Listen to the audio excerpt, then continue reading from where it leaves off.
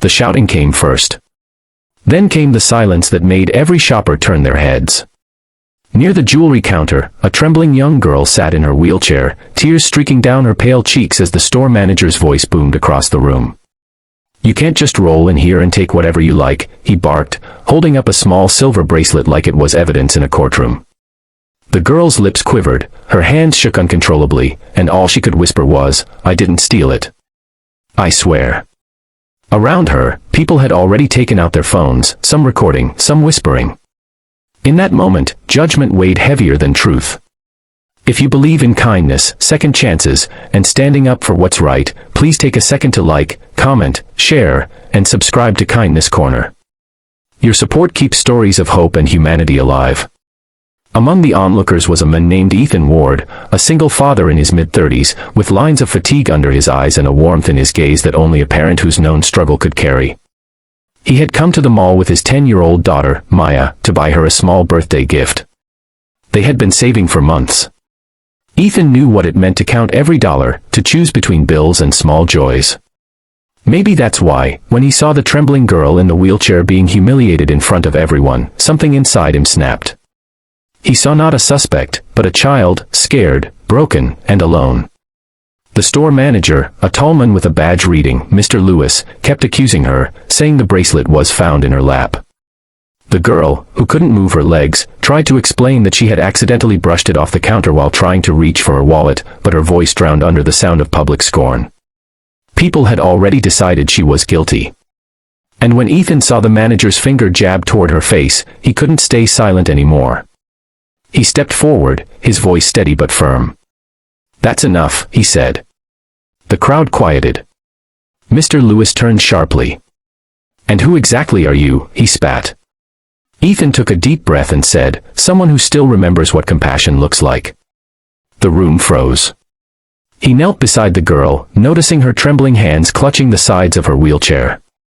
"It's okay," he whispered, "you don't have to be afraid." The girl looked at him, startled by the gentleness in his tone, something she hadn't heard in a long time. Ethan turned back to the manager. "If you think she stole something, call the police," he said. "But stop treating her like she's less than human." The tension was thick enough to choke on. The manager, red with anger, muttered something about shoplifters and sympathy, but he did call security. 2 guards approached, one with hesitation. Ethan stood his ground. "Check the footage," he demanded. "If you're going to accuse her, do it with facts." The girl sat silently, tears dripping onto her lap. The crowd began to murmur. Some started to realize they might have been wrong. After several minutes, one of the guards returned from the back office with a tablet. He whispered to Mr. Lewis, who went pale. The footage showed exactly what the girl had said. The bracelet had slid off the counter when her elbow brushed it, falling into her lap. She never took it. A wave of shame rippled through the crowd. Mr. Lewis tried to apologize, but the damage was done. The girl's tears didn't stop, not because of the false accusation, but because someone, a complete stranger, had stood up for her when no one else did. Ethan crouched again and asked softly, "Are you okay?" She nodded faintly, her voice breaking as she said, "Thank you, nobody ever defends me." Ethan smiled gently and said, "Then it's about time someone did." He and Maya offered to take her outside for some air. They sat on a bench near the fountain. The girl introduced herself as Clara Jennings, 17, paralyzed from the waist down since a car accident 2 years earlier. Her mother had passed away last winter, and she'd been living in a small shelter while finishing her studies. Ethan listened quietly, his heart tightening with every word. He saw so much of his own struggle in her, the loneliness, the quiet battles no one else could see. What Ethan didn't know was that across the mall, a man in an expensive tailored suit had been searching frantically. His name was Martin Jennings, Clara's estranged father, a self-made millionaire who had lost touch with his daughter after her mother's death. He'd been trying to find her for months, guilt eating away at him. Today, fate had brought him here.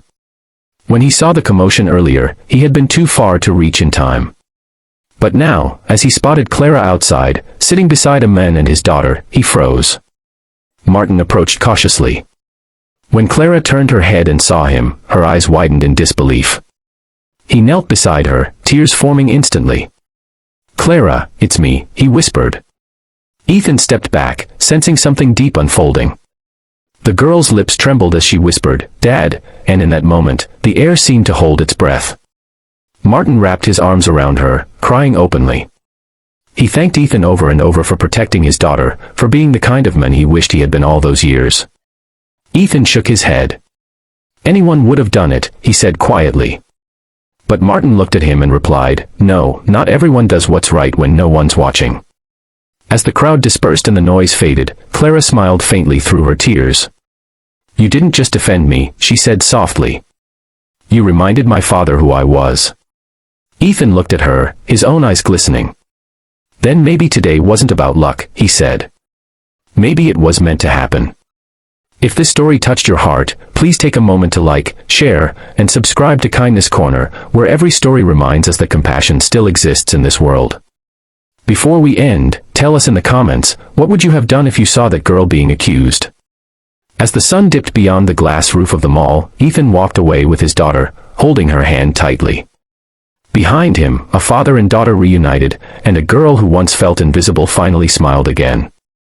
And somewhere in that quiet moment, between apology and forgiveness, between strangers and family, kindness had once again rewritten fate.